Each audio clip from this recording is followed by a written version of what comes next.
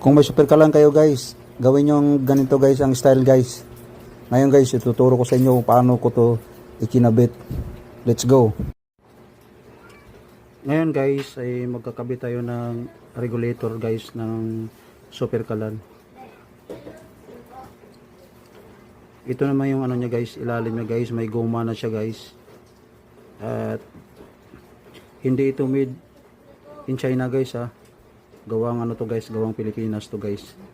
Kaya nakakasigurado talaga tayo na matibay ito.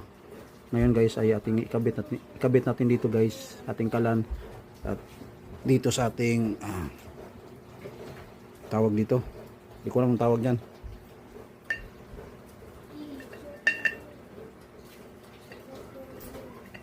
Kailangan guys nakasarado to ha, kasi sisingaw yan dito kapag hindi siya nakasarado. Ayan, sinarado na natin.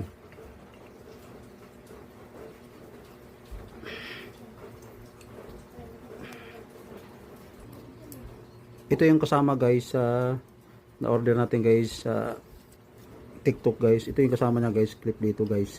At ito rin yung kasama niya guys na hose. Kakabit natin dito ngayon. So gamit natin guys ng panghigpit dito guys ay kutsara lang guys. Ito. Kita ko sa inyo. So ayan guys, nakabit na natin guys.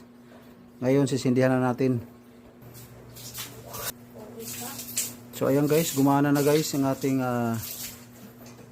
kalan guys na symbol natin. Ayan siya guys oh. Di ba ayos? Napakaayos niya guys. Kaya kung ako sa'yo, bumili ka na nito.